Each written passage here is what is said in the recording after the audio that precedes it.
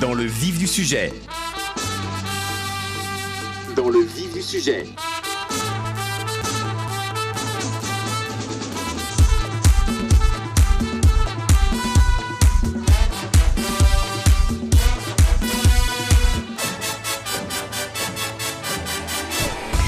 Dans le vif du sujet avec Anis Maraï tous les lundis et mercredis de 8h à 8h30. Bonjour Anis. Bonjour Afef. Alors, 2 ans, jour pour jour, le 26 octobre 2014, les élections législatives tunisiennes. Et aujourd'hui, on va parler des élections Du Conseil supérieur de la magistrature. Donc voilà. Le 23 octobre restera gravé dans la mémoire des Tunisiens au même titre que le 20 mars, le 15 octobre ou encore le 25 juillet. Le 23 octobre nous rappelle la fin de la dictature en 2011, je veux dire, et le début donc je dirais d'une ère démocratique avec les élections de l'Assemblée nationale constituante. Et puis je dirais un autre,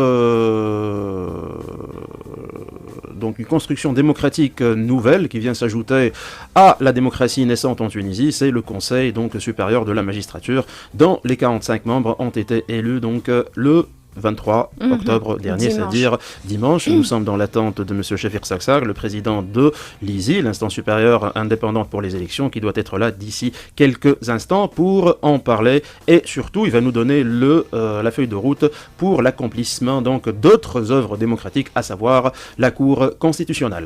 Voilà, donc le menu est déjà là, présenté. On attend l'arrivée de M. Chafik Saksar. Il sera là dans quelques instants. On revient juste après ce titre.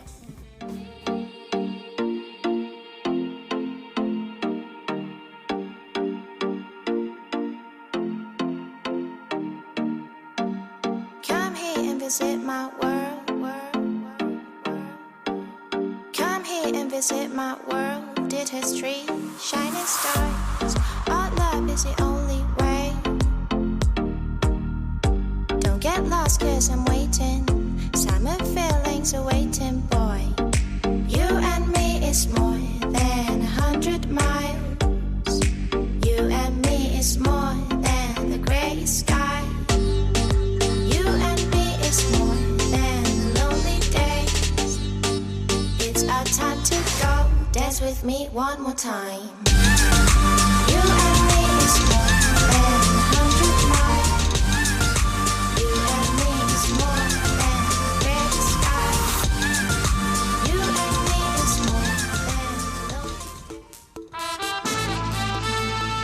Dans le vif du sujet. Dans le vif du sujet.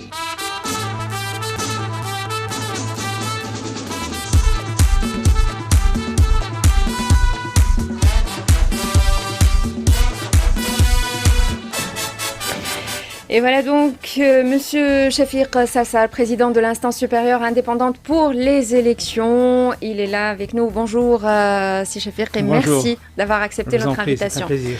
Enis. Rebonjour Afef. Rebonjour. Et je salue également l'arrivée de notre invité, donc M. Chafik Saksar. Bonjour et merci d'avoir accepté l'invitation d'RTCI. C'est un plaisir. Alors, on va commencer avec, je dirais, un petit récapitulatif. On parlait tout à l'heure de cette date qui est devenue désormais très importante pour la Tunisie, le 23 octobre. On parlait des élections donc du 23 octobre 2011, mais aussi des élections donc du Conseil supérieur de la magistrature, un organe qui permettra à l'autorité judiciaire de s'affranchir définitivement de la tutelle des pouvoirs législatifs et surtout exécutifs qui durant des décennies sont parvenus à l'apprivoiser. Les résultats préliminaires avancés par l'ISI tard dans la soirée du dimanche font état d'un taux de participation de 46,9%. On reviendra avec M. le Président sur ce taux-là.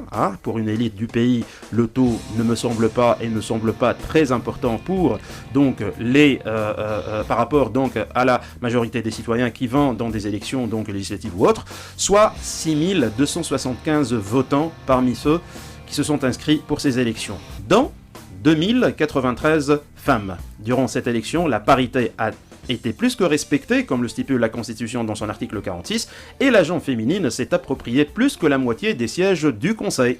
À titre d'exemple, s'agissant des élections des juges administratifs, ayant le grade de conseiller adjoint, le taux de participation le plus élevé est revenu aux femmes, avec 62,3%, alors que pour les élections du représentant des huissiers notaires, les femmes ont été les moins votantes avec un taux de 20,6%. Le taux des femmes avocates participant au vote a atteint 31,1%, et dans un autre registre, et au niveau des circonscriptions électorales, Rafef, le taux de participation le plus élevé a été enregistré à Koué, avec 63,6%, alors que le plus bas a été dans le gouvernorat du KEF avec 35,7%. Selon les catégories concernées par les élections du Conseil supérieur de la magistrature, la part du lien est revenue aux magistrats de l'ordre financier avec un taux de participation de 94,2%. Les avocats, boudeurs a priori, étaient les moins votants avec seulement 37,1%. Donc on était parvenu à élire 44 membres sur les 45, parce que donc une catégorie, à savoir les enseignants-chercheurs spécialistes en droit public, finances publiques et fiscalité, dans cette catégorie, aucun candidat n'a présenté sa candidature. Sur le plan de l'organisation, c'est encore un mérite qui s'ajoute à l'ISI, qui est parvenu à tirer son épingle du jeu en réussissant le déroulement de ces élections, qui n'étaient certes pas compliquées d'un point de vue logistique, mais très délicates d'un point de vue corporatiste. Voilà, donc ceci étant pour les chiffres, on va déjà commencer. Je ne sais pas si les chiffres sont exacts. Ce sont les chiffres de l'ISI. Sianis, vraiment, vous avez fait une synthèse impeccable. Donc, je ne sais pas si j'ai à ajouter quelque chose. Non, vous avez beaucoup à ajouter, Monsieur le Président. Absolument. Ce que vous avez dit est vraiment précis. Je me permets d'ajouter une seule chose, c'est que pour les magistrats, c'était des taux exceptionnels. Donc, on peut même comparer avec les dernières élections qui ont été faites pour l'instance provisoire du pouvoir judiciaire, c'était donc beaucoup loin. Celle qui précède et celle qui se chargeait donc des affaires du Conseil supérieur de la magistrature. Pour essayer d'expliquer un peu à nos chers auditeurs et auditrices, celle qui était là et qui va partir actuellement parce que le Conseil a été élu. Absolument. Ouais. Ce sont 3 fois le taux qui a été enregistré pour ces élections. Donc c'était des taux exceptionnels. L'adhésion, elle est presque totale départ surtout des corps des magistrats, magistrats financiers, administratifs et judiciaires. Comme vous l'avez dit, donc le seul taux qui a été vraiment donc en berne, c'était celui des avocats. Ce sont des raisons essentiellement donc exogènes. Donc, ce n'est pas tout à fait la position vis-à-vis du Conseil de la magistrature ou de ces élections, mais c'était en raison de la loi de finances, projet de loi de finances. Absolument, la loi de finances. Oui. Ils n'étaient pas sûrs à ce qu'ils vont boycotter ou pas. Donc certains, ils ont lancé déjà le mot d'ordre du boycott, mais finalement donc ils se sont rétractés sans pour autant donc faire le nécessaire pour passer le mot d'ordre. Voilà. Alors, je voudrais revenir avec vous sur un fait, sur la parité.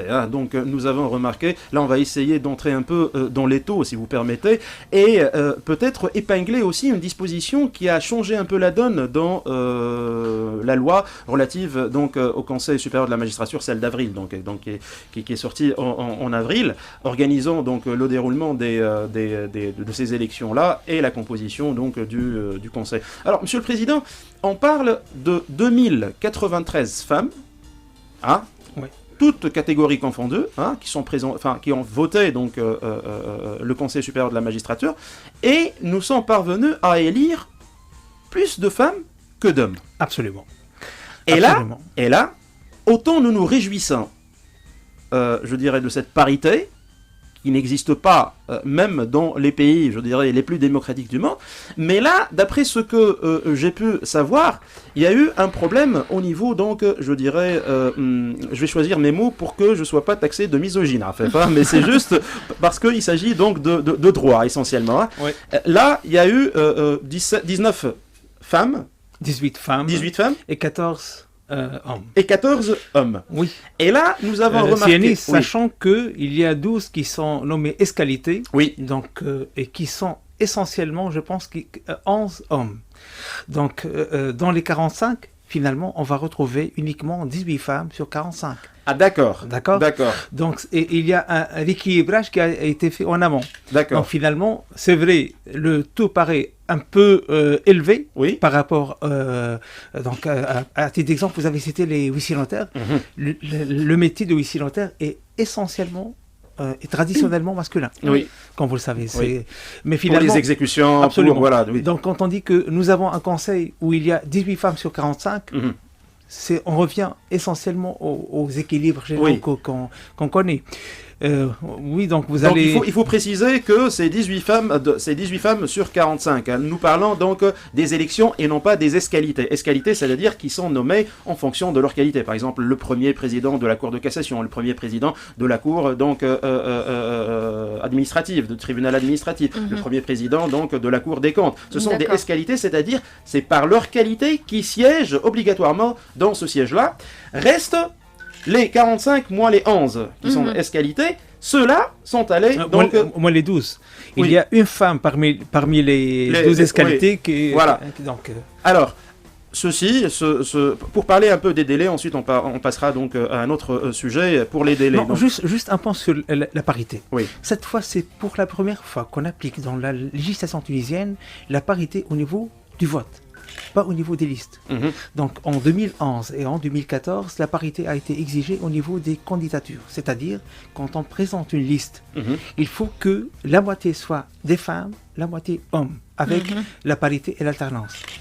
Cette fois, c'est un vote uninominal. Oui, Donc, sur les personnes et non pas sur des comment listes. on va exiger, c'est une acrobatie législative, comment Oui. on va exiger la parité avec un vote uninominal. La parité a été exigée non au niveau des candidatures, d'ailleurs il y a une disparité énorme au niveau des candidats, mais la parité est exigée au niveau du vote, c'est-à-dire que si vous avez 2 sièges ou plus, vous devez essentiellement appliquer le principe de la parité, c'est-à-dire choisir des candidats de sexes différents. Différents, absolument. Donc, je dois dire que là, il y a un petit flou. Donc, dans le texte, il y a un petit flou, et comme vous le savez, dans l'adage latin, interprétation cessat in claris. L'interprétation cesse en cas d'un texte clair.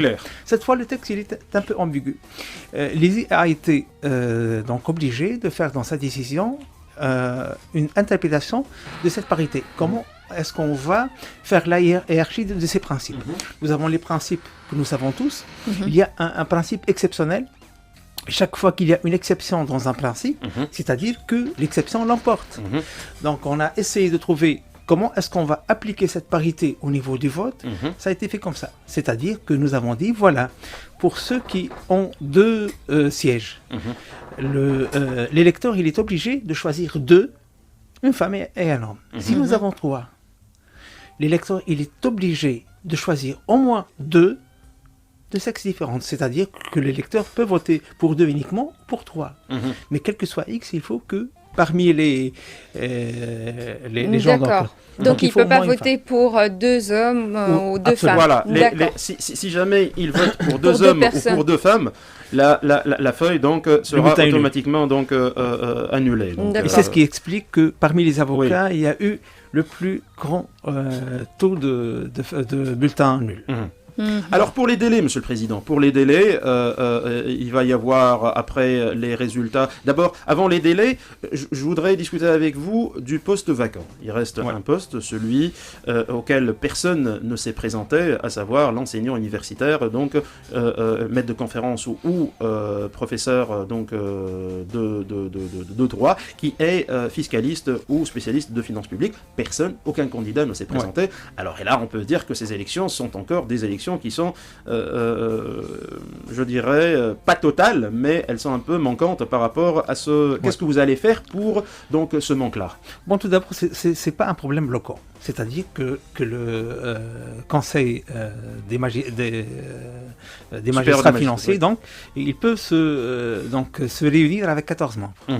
Donc, tout simplement, ils vont constater qu'il y a un siège vacant, ils vont communiquer ça en bonne et due forme à l'instance.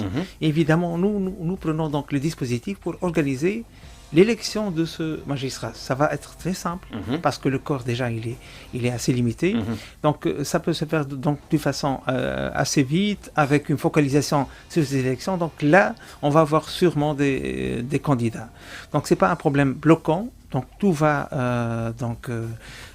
ça va aller donc d'une façon assez souple, assez ordinaire, et on va attendre juste donc la notification de cette vacance pour que les IP prennent les dispositions nécessaires absolument pour voilà. organiser les élections. Alors, D'accord. s'agissant maintenant des délais, c'est-à-dire là, nous avons avancé donc des résultats qui sont préliminaires. Hein. Nous attendons donc les recours, nous attendons. Absolument. Donc, il faudrait que ça passe un mois pour que les recours soient validés. Quels sont les délais? Non, en fait, on attend demain. Oui. Est-ce qu'il va y avoir des 3 recours jours, ou donc, pas? 3 jours.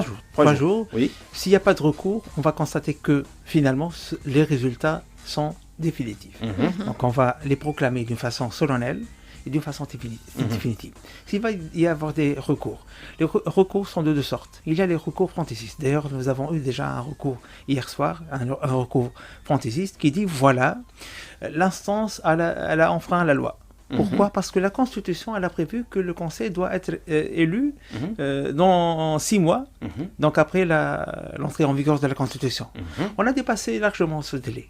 Donc les élections sont inconstitutionnelles. Oui. Donc qu'est-ce qu'on doit faire? Nous sommes déjà en retard selon le requérant, donc on doit attendre plus. Annuler.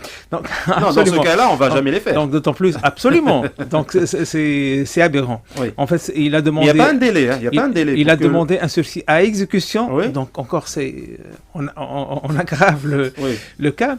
Donc c'est un recours fantaisiste. On va avoir, comme d'habitude, peut-être quelques recours fantaisistes. Il va y avoir peut-être des recours. Donc on doit attendre jusqu'à demain. Par la suite. Annoncé. Annoncé. Sinon, s'il va y officiellement, avoir le des résultat. recours et par la suite un pouvoir en appel, évidemment, ça peut Prolonger donc. prolonger les délais jusqu'au 20-21 novembre. Oui. 20-21 novembre après cette date-là. Donc, Mais finalement, la proclamation peut être faite et finalement, donc on va passer à autre chose. On doit passer à la Cour constitutionnelle. on va passer à la Cour constitutionnelle et là vous me donnez donc cette belle transition pour parler justement de la Cour constitutionnelle. Alors la Cour constitutionnelle était jusque-là, c'est une œuvre démocratique majeure parce que c'est la Cour qui va connaître de la constitutionnalité des lois, mais pas également, elle va connaître aussi donc de l'interprétation de la Constitution, hein, donc des termes ambigus, elle va déchiffrer, je dirais, donc les pouvoirs, celui qui a ce pouvoir-là, celui qui n'a pas ce pouvoir-là, Oui. et plus donc les dispositions donc relatives à la Constitution. Et là, c'était bloqué parce que justement 4 membres, hein, des 12 qui doivent siéger à la Cour constitutionnelle doivent être proposés par le Conseil supérieur de la magistrature. Bah, Nommé voilà. carrément. Voilà, nommés, oui. Nommé oui, par le. oui. 4 qui sont nommés par le président de la République, 4 qui sont nommés par le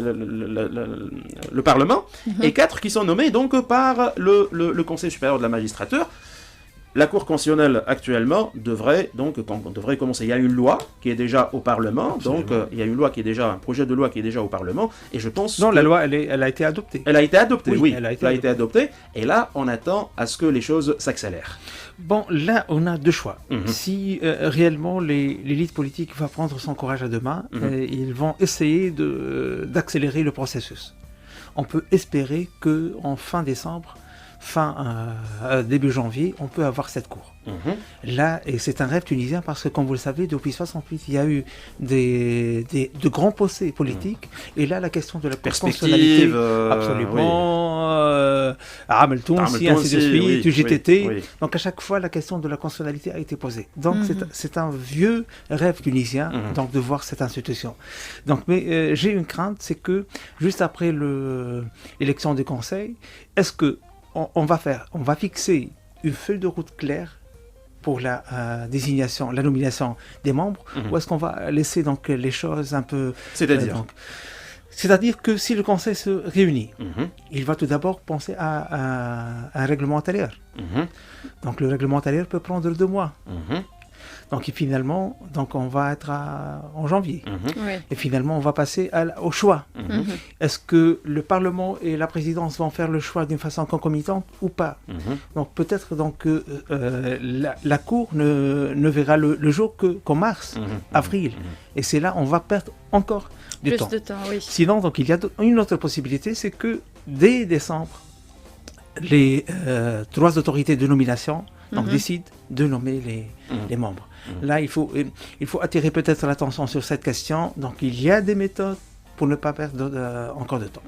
Et je suis sceptique autant de vous, parce que le travail à la charge de l'Assemblée, notamment, de l'Assemblée, il y a beaucoup un embouteillage énorme donc, au niveau de l'Assemblée, la loi de finances complémentaire, la loi de finances donc, pour l'exercice 2017, la loi d'exception économique, le plan de développement, tous ces textes-là sont en attente au Parlement AFEF, et peut-être dans l'esprit de ceux qui décident donc, au Parlement, ce n'est pas très important actuellement, à tort d'ailleurs, à tort, pas à raison, mais à tort, ce n'est pas très important maintenant de réfléchir à la nomination des 4 membres qui composeront donc les 12 membres qui composeront donc le Conseil, la Cour constitutionnelle, espérant que... Il y a eu un précédent en 2011. En 2011, quand les élections donc, finalement ont lieu, donc la question qui s'est posée, qu'est-ce que les nouveaux députés vont faire? Ils n'ont rien. Donc une Assemblée nationale constituante, est-ce qu'ils vont s'amuser? La feuille blanche donc. Avant la feuille blanche, donc on a pensé au sein du comité d'experts de la haute instance pour la réalisation des objectifs de la révolution, on a dit pourquoi on ne fixe pas un texte pour l'organisation de la session inaugurale. C'est-à-dire un texte avec quelques articles qui dit voilà, le doyen d'âge, il est président de la séance, il va commencer. Voilà qu'est-ce qu'il va faire. 1, 2, 3, il va lancer le règlement intérieur. Donc on a fixé ça dans un draft. Ça a été adopté par un texte. Et finalement, les députés, les membres de l'Assemblée nationale constituante, quand ils ont été élus, ils avaient ce texte. Ils savaient pertinemment qu'est-ce qu'ils vont faire exactement. Donc pourquoi ne pas penser à une chose pareille pour guider un peu cette instauration de la Cour constitutionnelle? Voilà, c'est la proposition de M. Chafir Sarksar, le président de l'instance supérieure des élections. Encore bravo pour l'accomplissement de ces élections-là. C'est notre devoir, merci beaucoup. On attend de vous aussi peut-être que vous revenez une autre fois pour parler éventuellement des élections locales et régionales qui n'arrivent pas malgré la feuille de route que vous avez donnée. Donc, les politiques ne semblent pas si pressés donc, de réaliser ces élections-là. Et Dieu sait si nous en avons besoin à cause de la détérioration donc, du système de voirie, de tout ce qui se passe au niveau des délégations spéciales partout en Tunisie. Rafef, merci beaucoup, Président. Je vous en prie. Merci beaucoup, merci à M. Chafir Sarksar. Je rappelle, vous êtes le président de l'ISI. Merci Enis. Merci à toi. Rafef. On se retrouve lundi prochain. Là, je vous laisse avec Denis Hacheich dans Le Vrai du Faux. Dans le vif du sujet. Dans le vif du sujet.